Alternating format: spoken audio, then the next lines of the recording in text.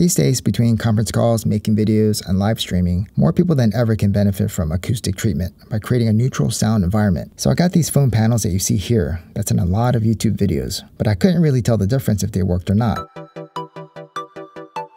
So let's do a test against some common materials.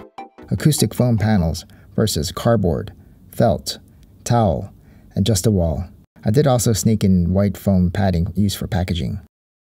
The setup has a sound source in iPhone 11 playing 20 to 20,000 kHz tones with the speakers bouncing sound off the wall, and a receiving shotgun mic with a tip about 20 centimeters away from the wall. Since the goal is for the material to absorb sound, you want a lower dB number to be recorded. Higher the dB number, the less absorption is happening, which is bad. Okay, let's get started. For the bare wall, the material is just paint.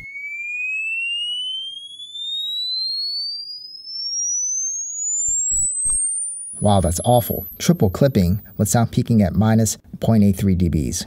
Quite bad. Next is the foam.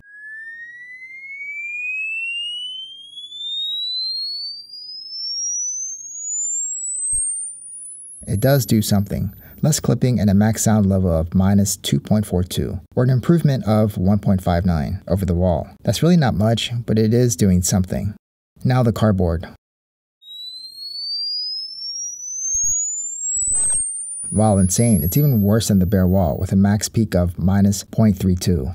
Next, a soft padding material used for product shipping, with 2 plies. It peaks at minus 1.63, but still clips twice. Yes, better than the bare wall, but barely. Now for felt. I figured it would perform the best with its dense but airy composition.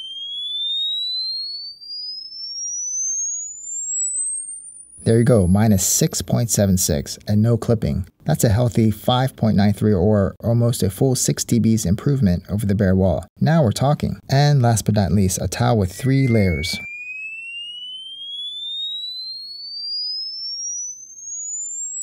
Whoa, minus 10.29 peak for an improvement of 9.46 dBs over a bare wall. That's amazing. That's over a 3.5 dB improvement over the felt. So in summary, I ranked each item by the performance from worst at the left to best at the right. So cardboard should be avoided at all costs. It's actually a great way to reflect frequencies higher than 7,000 kHz. Funny but true, but still avoided at all costs. The foam padding did do something, achieving a barely perceptible 1.5 dB improvement over the wall. Is it worth getting? Nah. I would not recommend it. You'd have to cover every inch of your room to get noticeable improvement, and at that point you'd spend a ton of money, when you could do much better. But if you still insist on getting the 1-inch foam for aesthetic reasons, avoid the lighter colors. My foam is less than 6 months old and the blue is already discoloring. The red and black are still fine. But the towel is king. It did a really good job of dampening the sound with a 9.5 dB improvement over a bare wall. So I'll definitely be making panels out of towels, perhaps out of cheap paintings where I can fill in the backside of the canvas. Okay, if this was helpful, please remember to give it a thumbs up and subscribe if you haven't already. Thanks, and see you next time.